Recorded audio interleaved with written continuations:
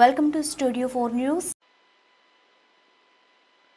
వార్తాపత్రికలు ఛానల్లో వచ్చిన కథనాలకు చెల్లించిన నిర్మల్ జిల్లా ఎస్పీ జానకి శర్మల బాసర గోదావరి నది బ్రిడ్జ్ను Bhainsa ASP Avinash Kumar, Mudhol CI Mallesh, Basara SI గణేష్లతో కలిసి సందర్శించిన జిల్లా ఎస్పీ డాక్టర్ జానకి శర్మిల స్థానిక పోలీస్ స్టేషన్లో పోలీసు అధికారులతో కలిసి రివ్యూ సమావేశం నిర్వహించిన జిల్లా ఎస్పీ జానకి శర్మిల, నేను ఛార్జ్ తీసుకున్న గత సంవత్సరం నుండి బాసర బ్రిడ్జిపై ఆత్మహత్యలను నన్ను కదిలించాయి.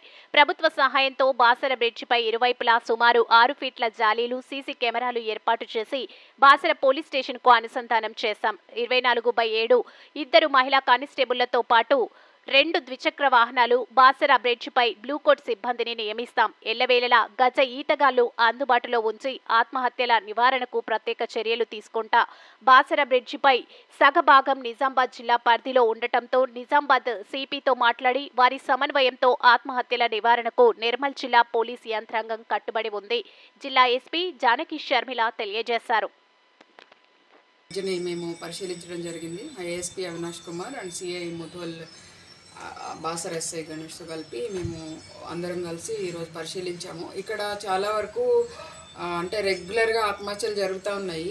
దీనికి కారణాలు ఏంటి, ఎట్లాగా దీన్ని ప్రివెంట్ చేయగలమో అనేసి ఒక చిన్న రివ్యూ కూడా చేశాము. ఈ మెయిన్ వచ్చేసి చాలా అక్కడ సరైన పర్యవేక్షణ లేదు. అండ్ వాల్ ఏదైతే ఉందో అది చాలా చిన్నగా ఉంది, ఎత్తు లేదు. సో దానికి ఒక జాలీ లాంటిది 5 ఫీట్లో ఏర్పాటు చేస్తే చాలా వరకు ప్రివెంట్ చేయగలుగుతాము అనేసి మేము డిసైడ్ చేయడం జరిగింది. దాంతోపాటు కొన్ని సీసీ కెమెరాస్ కూడా పెట్టాలి నిరంతర పర్యవేక్షణ కోసం.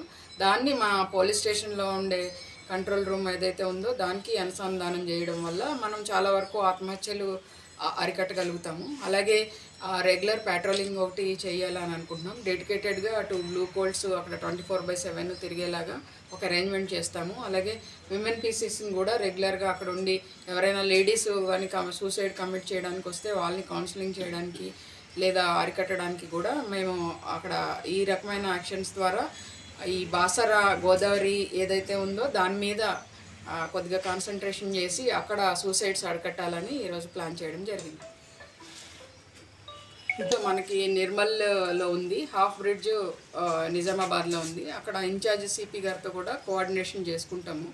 ఏదైతే ఉందో యాక్టివిటీస్ మనం కంప్లీట్గా చేద్దాము. అంటే వాళ్ళ బ్రిడ్జ్ మన బ్రిడ్జ్ అని కాకుండా మొత్తం బ్రిడ్జ్కి వాళ్ళతో కోఆర్డినేషన్ చేసుకొని అటు కూడా ఇట్లాంటి చర్యలు చేపట్టేలాగా ఒకేసారి చేపట్టేలాగా చర్యలు తీసుకుంటాం.